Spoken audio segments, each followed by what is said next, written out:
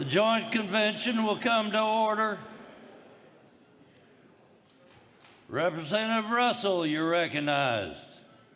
Mr. President, the Escort Committee is proud to welcome Bill Lee, the 50th Governor of the state of Tennessee.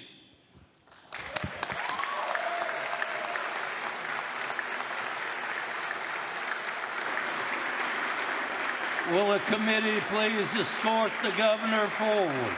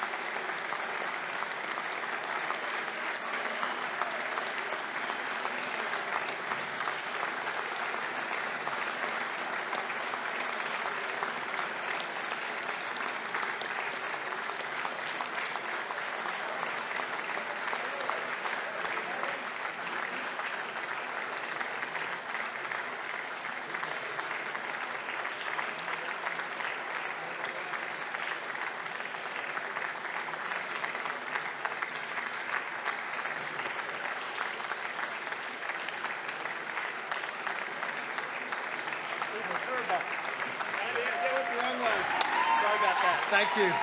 Thank you.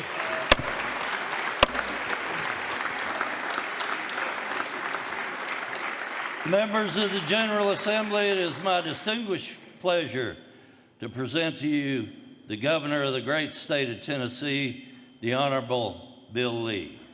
Thank you.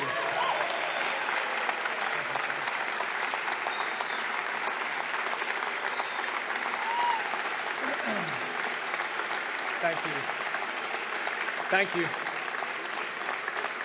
Thank you. Thank you. Thank you very much. Very gracious. Lieutenant Governor McNally and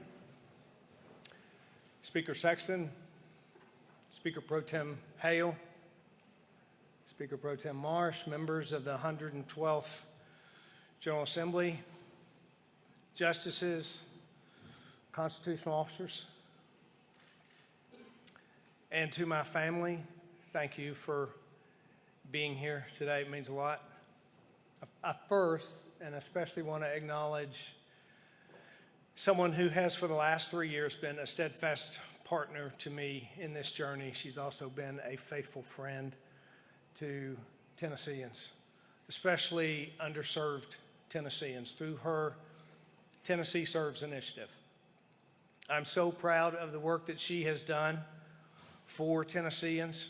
Hundreds of thousands of meals and backpacks and shoes for children and Gold Star families and those with disabilities and homeless. Tennesseans are proud of you, and I'm proud of you, our First Lady, Maria Lee.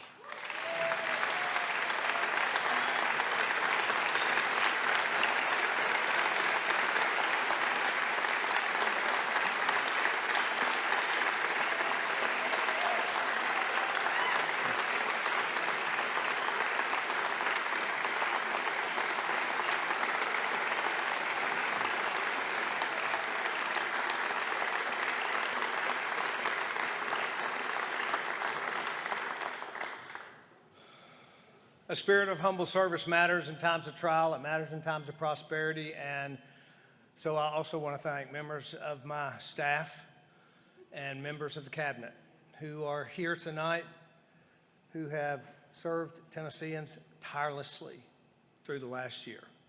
I'm grateful for every one of you, and I thank every one of you. Thank you.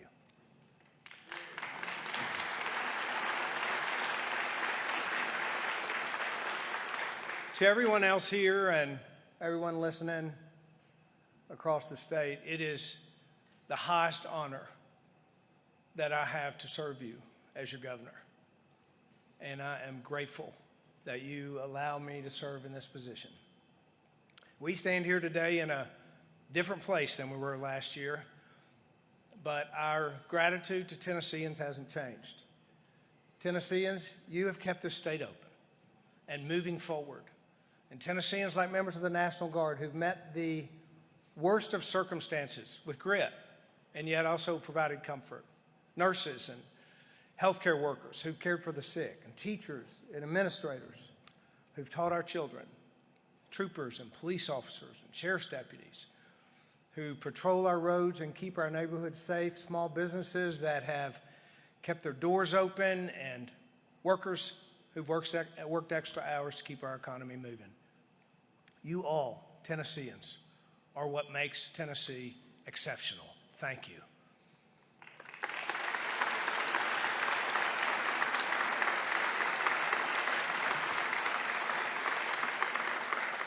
Last June, we commenced Untold Tennessee, a celebration of how the ordinary makes us extraordinary, to commemorate 225 years of Tennessee statehood. Folks along the way this year have shared with me the deep connection that they feel to Tennessee. Folks like my friend Wally Childress, whose family owns a Century Farm, Childress Farms in West Tennessee, where they've been farming crops, thousands of acres of crops, since 1906. Wally and Tracy are with us here tonight, and we thank you for representing generations of Tennesseans who have helped to make Tennessee what it is today. Wally and Tracy, will you please stand?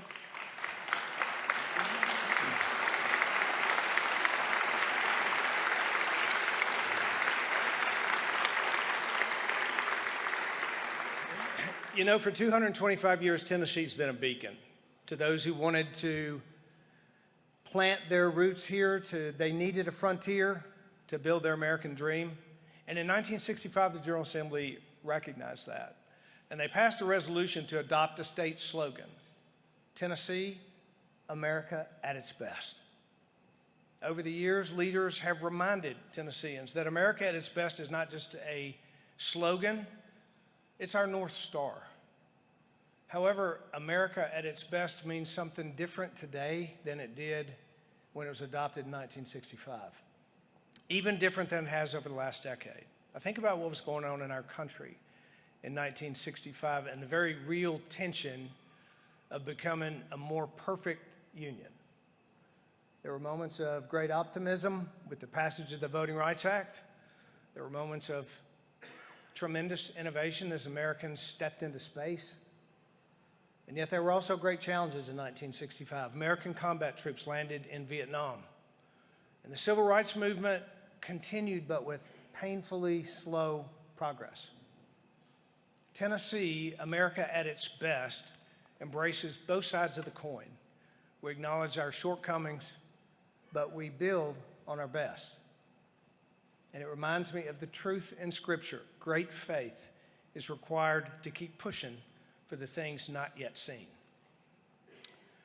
Today, our country faces challenges of a different kind, but I think now more than ever, Tennessee embodies America at its best. And in order to ensure that, I'm proposing a budget tonight and America at its best policies that reinforce freedom and innovation, exceptionalism and optimism. If we're to embody America at its best, I believe that starts with acknowledging that it is our Creator who endows us with freedom, and the government merely maintains that freedom.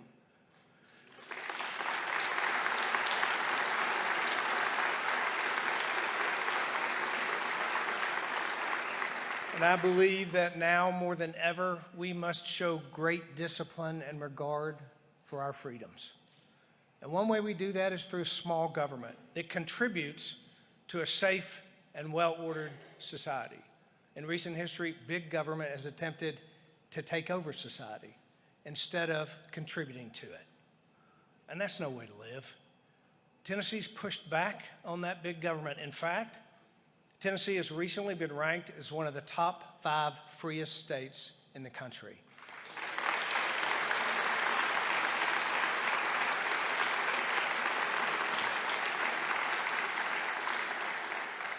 Folks around the country see this, and they're moving to our state in record numbers.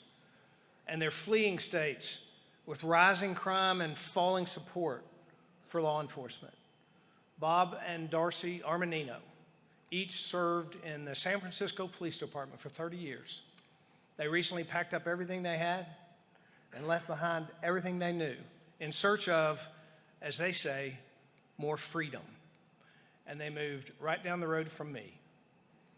Bob and Darcy are our new California neighbors, and they represent thousands of our new neighbors. Bob and Darcy are here with us tonight, and we welcome them as new Tennesseans. Please stand and be recognized.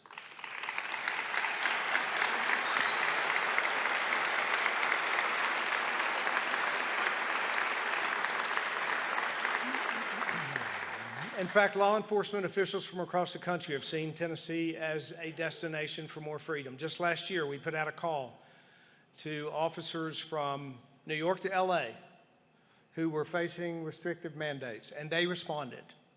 And we welcome these new Tennesseans are committed to keeping our neighborhoods safe. But we are also, in my budget, adding 100 additional highway patrol troopers and 50 new personnel to support the mission of the TBI.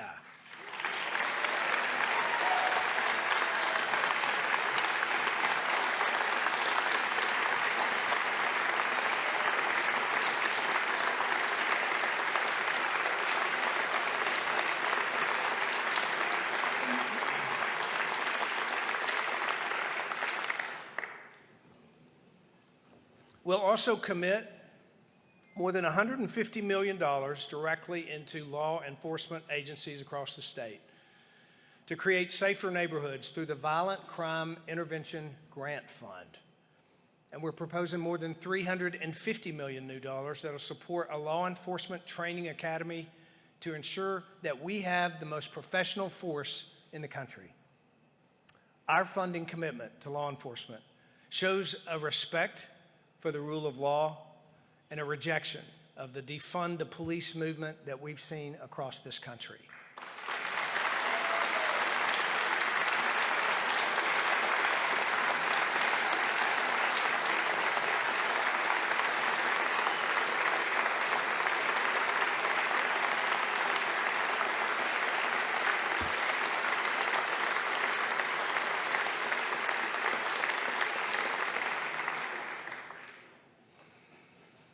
Both drug trafficking and human trafficking are on the rise in our country and in Tennessee, and that's unacceptable. Last Wednesday, I spoke to 50 Tennessee National Guardsmen the day before they were to deploy to the southern border to fight the flow of fentanyl that's killing Tennesseans. These men and women are deploying at a time when border chaos is at an all-time high. America desperately needs our stability, especially on the southern border. And I want to thank Lieutenant Governor McNally and Speaker Sexton for working together on this mission, as we know that it directly impacts the health and safety of our state. And we will continue our anti-human trafficking efforts as Tennessee sends a loud message that those who participate in human trafficking will be prosecuted to the fullest extent of the law.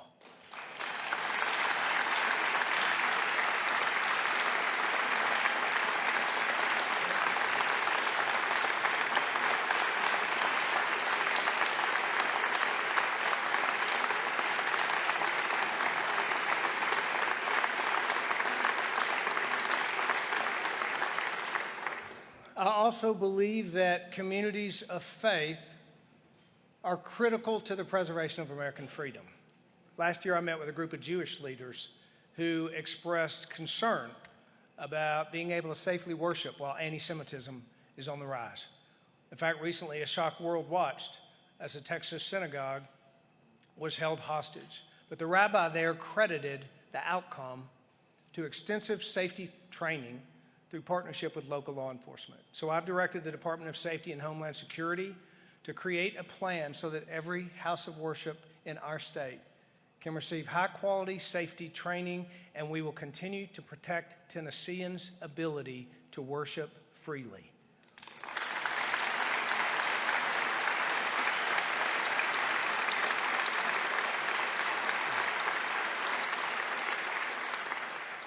A strong commitment to public safety includes a wise approach to criminal justice. And I want to thank the members of the General Assembly for the criminal justice legislation that you passed last year. In fact, in the last 3 years, we've expanded educational pathways. We've ensured every inmate has a photo ID. We've increased job opportunities for inmates.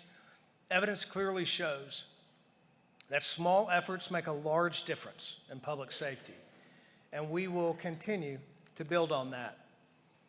I recently had the remarkable privilege of placing a life-changing phone call with a man who had served his time in prison and was back in society. In fact, he serves as a pastor here in Tennessee now. But he was living with many of the burdens that currently exist for those previously incarcerated.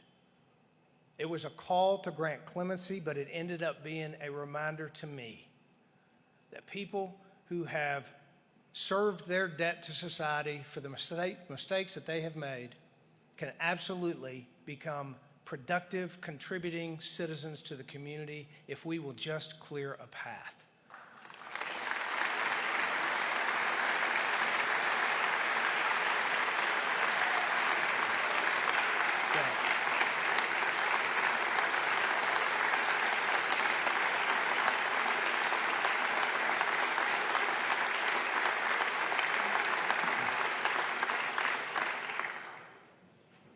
That man that I had the remarkable privilege of placing that phone call to was Pastor Quantel Lindsay. He and his wife Kaylee are with us here tonight, and we are honored that you would join us. Please stand and be recognized.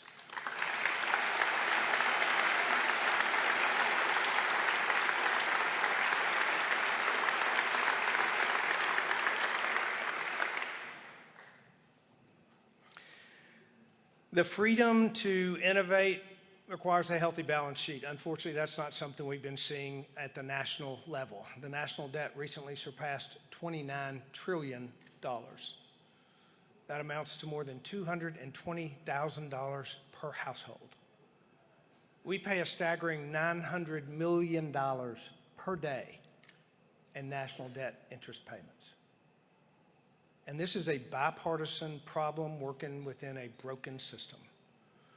But states with balanced budgets offer a guide to what could be if Washington would just act.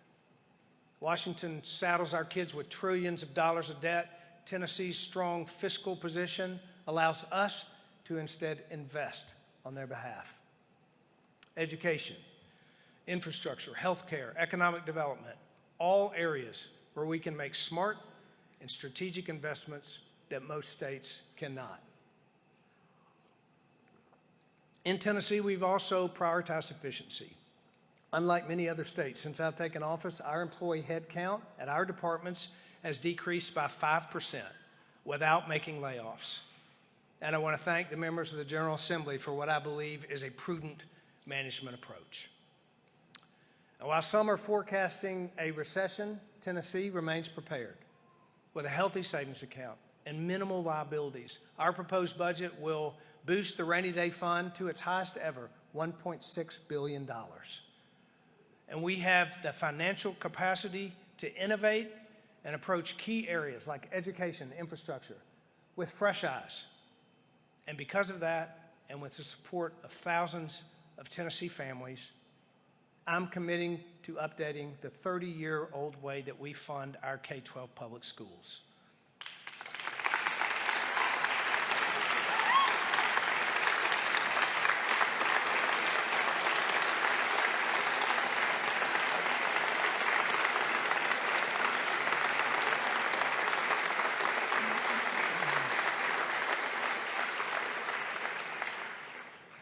I am proposing an innovative approach that sets aside dollars for each student based on their individual needs.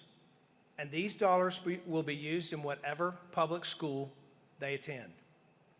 And we have spent months engaging parents and teachers and students and stakeholders in a fully transparent process all across this entire state. The Department of Education, members of the General Assembly, have received thousands of public comments. We've had 16 town halls from one end of the state to the other, 18 subcommittees, and I want to thank every Tennessean who's participated in these subcommittees and in these town halls. This is not just hundreds of millions of dollars on the line. This is our kids and their lives, and most importantly, their futures. And time again, we've all heard the same message. We need a smarter, more transparent, accountable education funding formula. And I believe the time is now.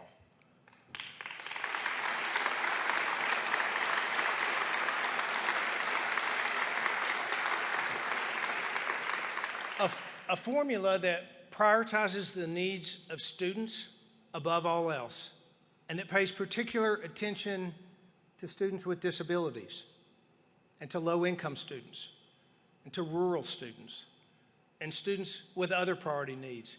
If we do this correctly, we can create a funding formula that demands accountability, that rewards districts for performance, but most importantly, it funds students and not bureaucracies.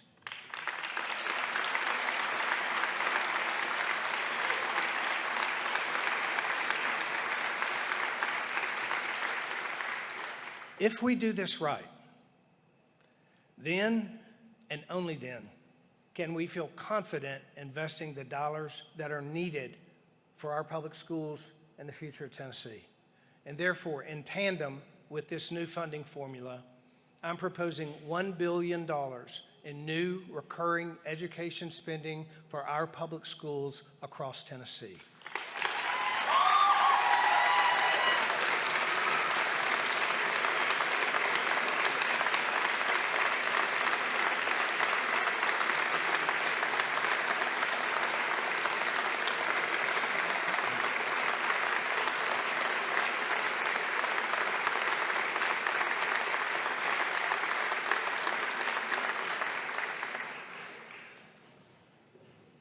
The proposal will be finalized in the coming days, and I look forward to working with you, the members of the General Assembly, to get this done. Now is the time. This budget also includes one-time funding to expand high school and middle school career and technical opportunities so every student can graduate with the industry certification that they need to join the workforce of tomorrow. Let me tell you what else this one-time funding will be used for. I went to Waverly, Tennessee after the devastating floods last year. The tragedy and the heartache and the loss was hard to take in. I walked into the elementary school where water rose to a level of almost 4 feet within 10 minutes of that flood. I saw desks and backpacks and books piled up against the door where the water rushed out. If the Waverly flood had happened on Friday instead of Saturday, we would be mourning the loss of hundreds of Tennessee children. So I'm proposing one-time funding to ensure that no Tennessee student attends a public school located in a flood zone.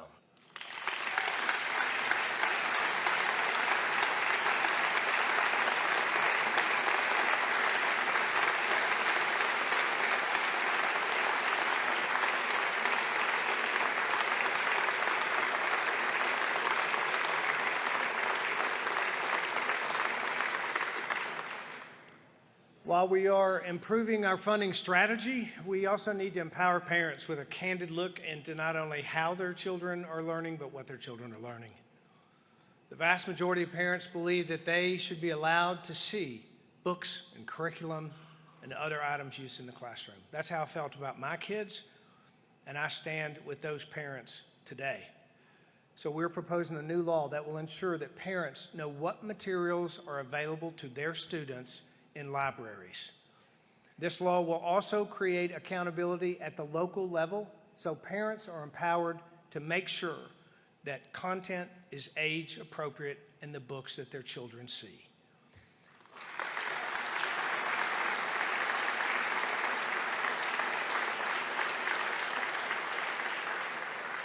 As we again work to make gains in elementary reading and mathematics. We're also going to work to make sure that students have options in science and technology and engineering and technical training. We'll grow our investment in the Future Workforce Initiative by $2.5 million. Make sure and propose legislation so that every high school student has access to computer science and coding classes. We're seeing steady enrollment in our colleges of applied technology when other academic disciplines are actually declining. These Tennesseans in TCAT stand ready to wire our homes and build our cars and nurse our sick back to health, and we need them on the job now, not on a TCAT wait list. And so I'm committing $200 million into TCAT expansions to help double our skilled workforce by 2026 and ensure that any Tennessean wishing to further their education can immediately enroll in a TCAT.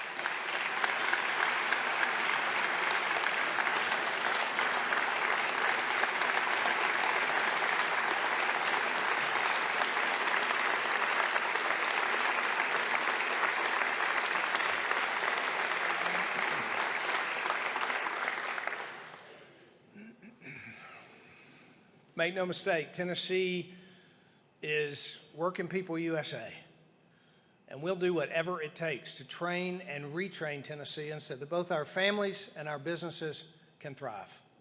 Now, the keepers of Working People USA have been our teachers.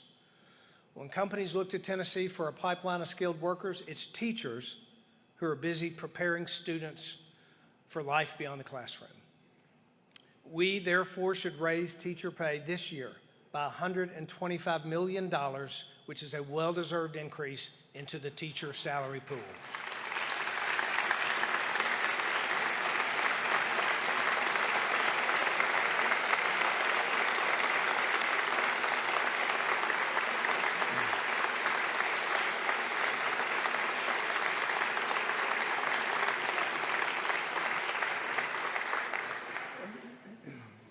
Now, historically, funds put into the salary pool don't always make it to deserving teachers. When we say teachers are getting a raise, there should be no bureaucratic workaround to prevent that. So in our updated funding formula, we will ensure that a teacher raise is a teacher raise.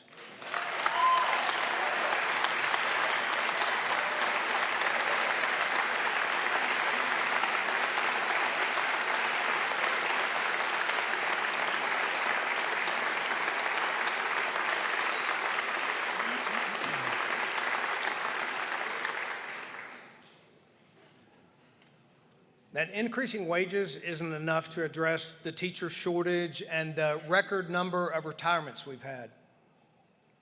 In 2020, we launched a program to get more high school seniors to pursue teaching and to even stay in the communities that raised them.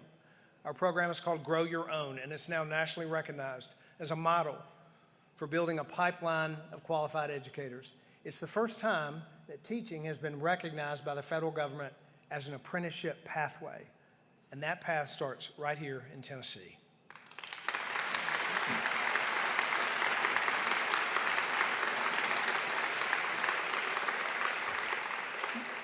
You know, the Grow Your Own model is proof that giving kids real skills and a roadmap will help solve the greatest challenges of our day.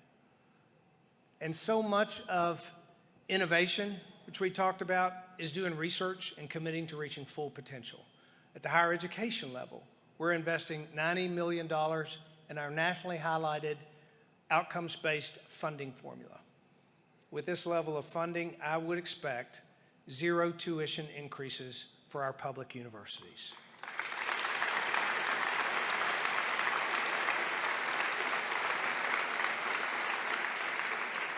And we're also proud to propose a series of research investments to ensure that we stay on track to remain America at its best. Recently, University of Memphis received a Carnegie R1 designation, making it a top-tier school for research.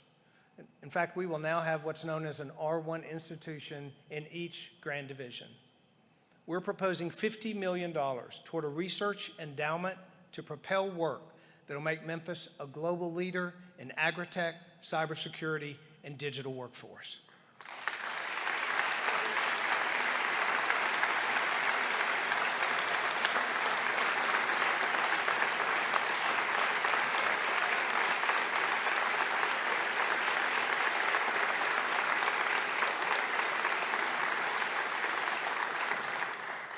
And meeting our full potential also means being home to some of the best historically black colleges and universities in the country. Back in November 2020, the speakers appointed a joint land grant committee chaired by Representative Harold Love to explore how the state can better understand the new needs of Tennessee State University. Today, I'm recommending a $250 million investment to improve the physical infrastructure at TSU.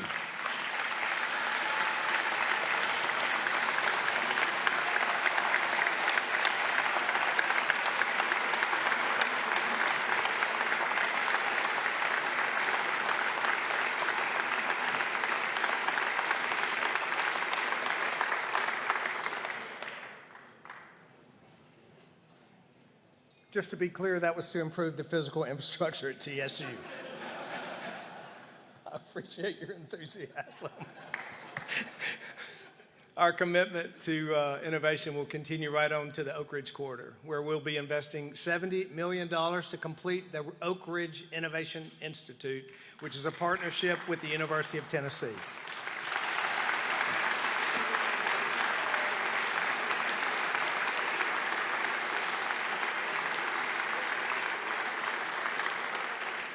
For decades, East Tennessee's been home to some of the best kept secrets in nuclear energy and American innovation. Today, many may not realize that Tennessee derives more of its power from nuclear energy than any other source. Recently, I visited the Watts Bar nuclear facility, the last nuclear facility to be built in America, to see just firsthand how nuclear power keeps our grid dependable even when the weather and other states' grids are not. Nuclear power is clean energy that actually works for the private sector. It's enabled us to land major economic projects because it's not only clean, but it's also cheap to produce.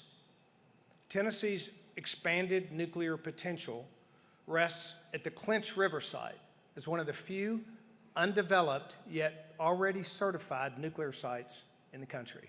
So we're working directly with TVA to formalize a long-term strategy so the Clinch River site can be part of powering America. If you're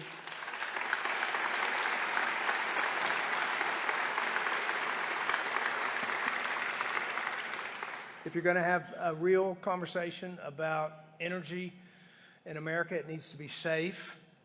It needs to be cheap to produce. It needs to be reliable. And I believe that that conversation can start right here in Tennessee at the Clinch River site.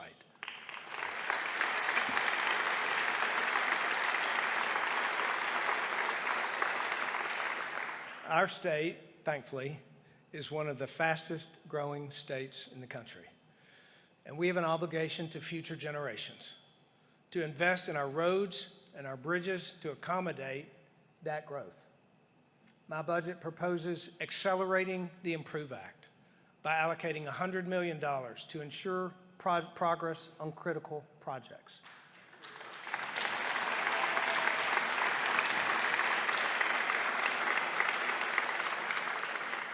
I'm also proposing more than $170 million toward interchange improvements in 12 counties across the state that'll propel economic growth in rural areas. If you want to know what's right about America, you got to look at rural Tennessee. I'm also proposing more than $250 million toward road infrastructure projects in the fastest growing counties in our state. All told, these will amount to more than $600 million additional dollars invested in roads and bridges over and above what was already in place, and that's what meeting our obligation to the future looks like.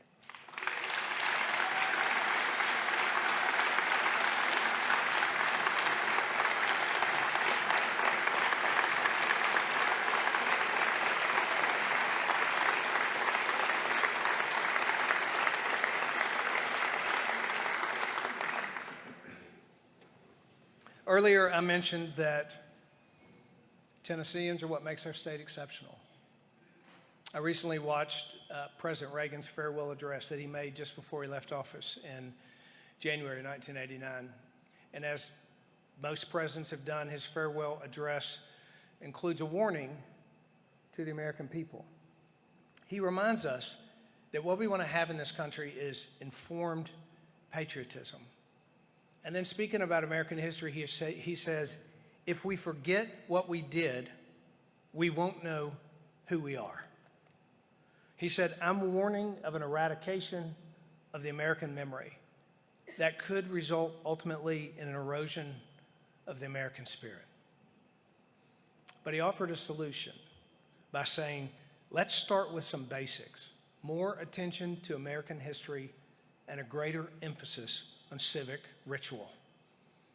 Some 30 years later, these words are still true, and now more than ever, it's important that we teach true American history, unbiased and non-political. 2 years ago, we launched the Governor's Civic Seal program, which included grants to support schools that were implementing high-quality civics education programs. Since then, we've nearly tripled the size of that program, and thousands of Tennessee students have received this education. We expect the opportunity to grow. The Fordham Institute recently ranked us as one of the top 5 states for civics education. I'm proud of the informed patriots that are graduating from our Tennessee schools, but there's still more to be done, especially if we want to provide Tennessee parents with more educational choices.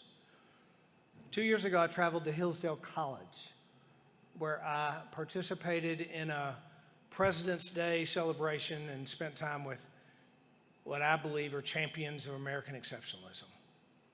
For decades, Hillsdale College has been a standard bearer in quality curriculum and in the responsibility of preserving American liberty. I believe their efforts are a good fit for Tennessee, and we are formalizing a partnership with Hillsdale to expand their approach to civics education and K-12 education in Tennessee.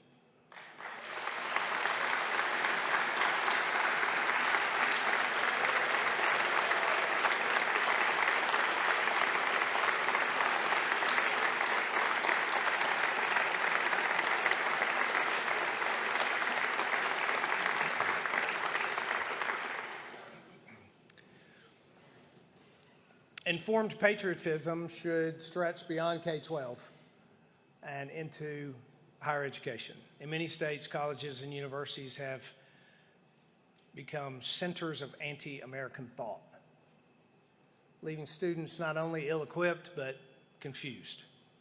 But in Tennessee, there is no reason why our institutions of higher learning can't be an exceptional part of America at its best. So I'm including in my budget $6 million to establish the Institute of American Civics at the University of Tennessee.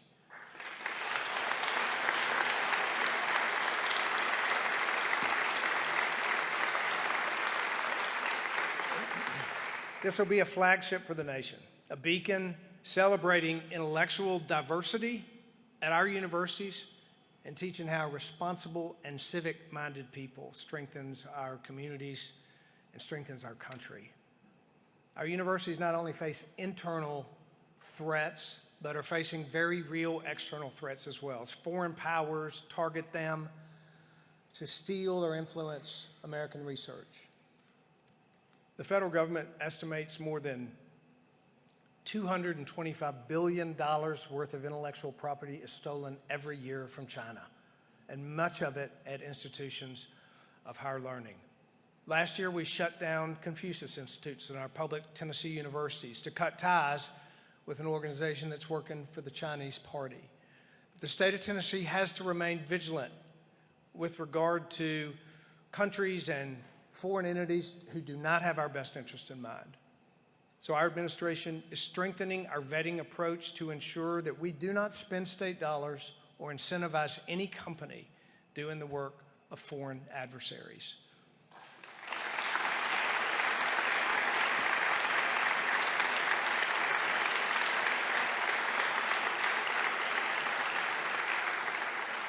And we're doing this to protect our Tennessee economy, our taxpayer dollars, and our American security. Now, our state will be and continue to be a destination for other global companies who are honest brokers, and we welcome them to the table. Good faith partnership is core to the American spirit. And while we welcome foreign investment, we also welcome individuals from other countries who've legally made America home. And that's something we should always value. It's been said that Americans by birth should spend time with Americans by choice from time to time to help remind us all of how exceptional our country is. An American by choice who has impacted me is Rocky Ghazi. He is a Kurdish refugee from Iraq and a proud American citizen by choice. And he also serves our state as a trooper in the Tennessee Highway Patrol. Rocky and his wife Jihan are with us here tonight, and we are proud that you have chosen to call Tennessee home. Please stand and be recognized, Rocky.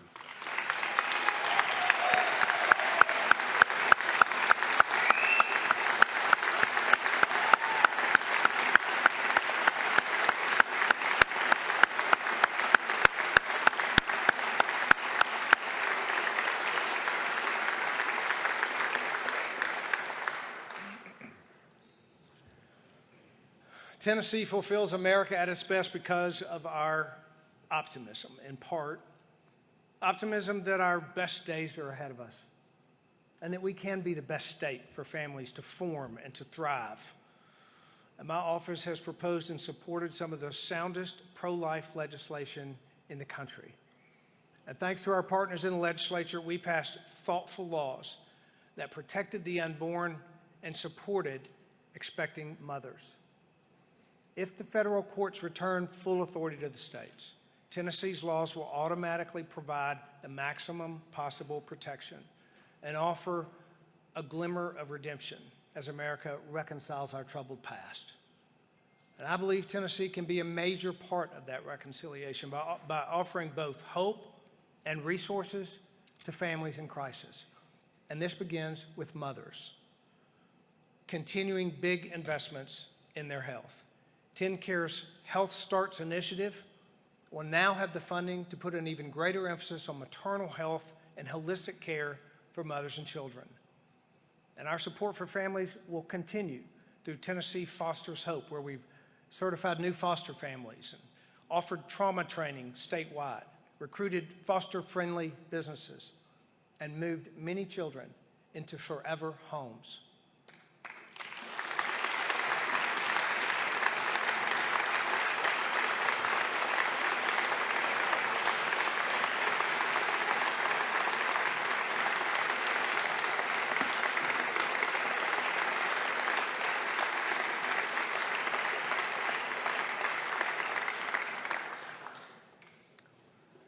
To continue the support for foster families, I'm proposing funding relative caregiver placements, which will allow extended families to keep loved ones close by. And we're also proposing a child care support program for all foster families, regardless of their DHS eligibility. And you can't be the best state for families unless you're the best state for all families. And I believe that we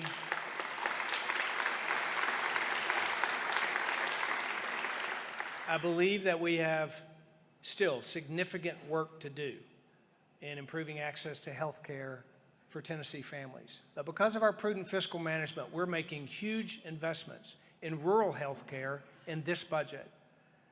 And that means actual care, not just keeping a hospital open.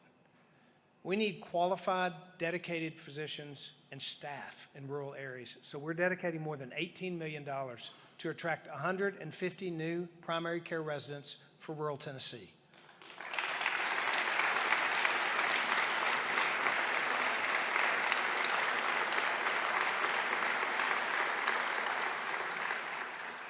Because of the block grant waiver program that you passed and that we now have confidence in, we are now able to make significant investments in healthcare.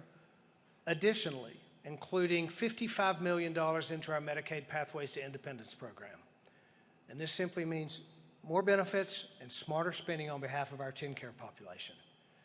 We're also dramatically expanding dental care to more than 600,000 TennCare recipients through a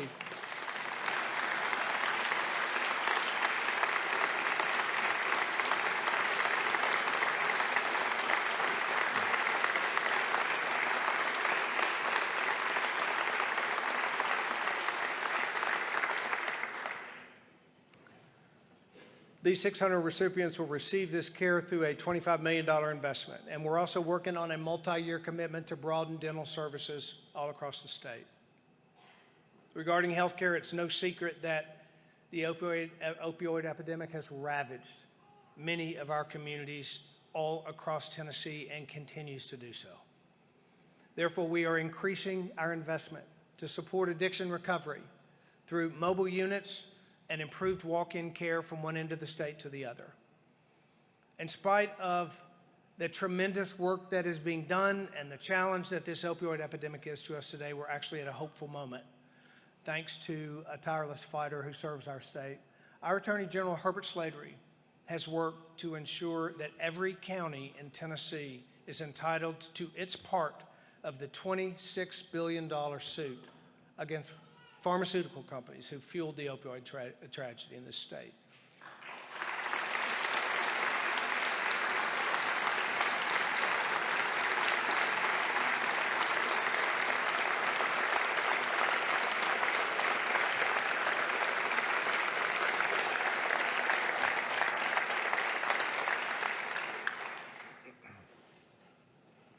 I got to brag on you just a little bit more, Herbert. He's a national leader. As you know, he was recently selected by his peers as the best attorney general in America. And yes, stand up, please.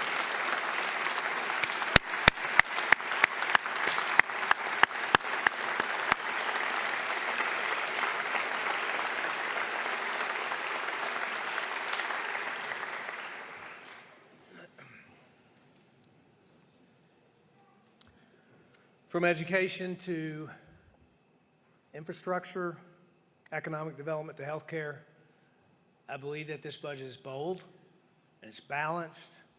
Most importantly, it doesn't ask Tennesseans to pay one more penny in taxes.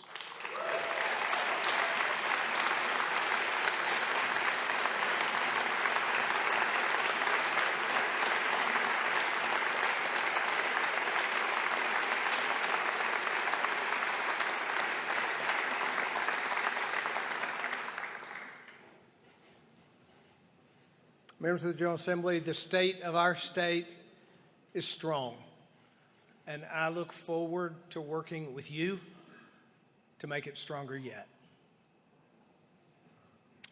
Tennessee is, in fact, a beacon for America, a harbinger of opportunity and security and freedom.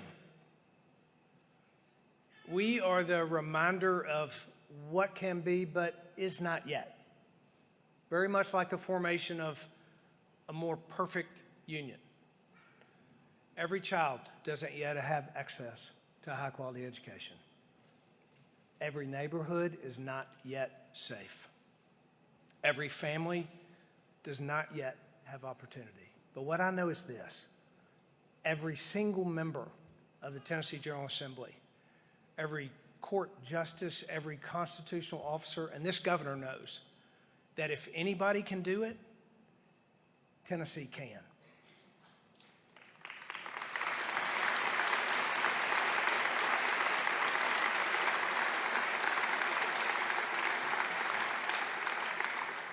You know, in 1 Chronicles, Scripture describes the leaders of ancient Israel at a particular time in their history. And these leaders are described as ones who understood their times and they knew what they should do. May we be those leaders. And may we ensure that the beacon that is Tennessee, America at its best, shines brighter than ever before. May the Lord grant his favor upon the great state of Tennessee. Thank you very much.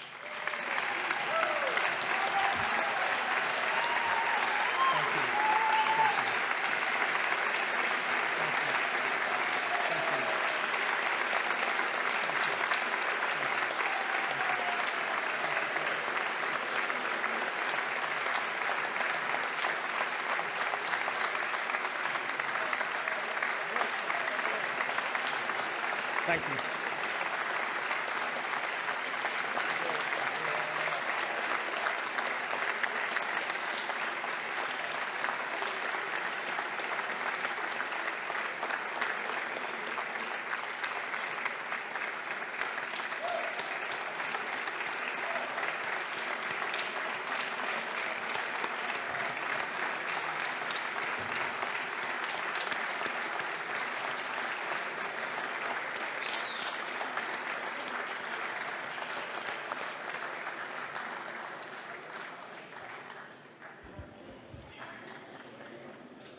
The purpose for which this joint convention was called has been accomplished. The joint convention stands dissolved.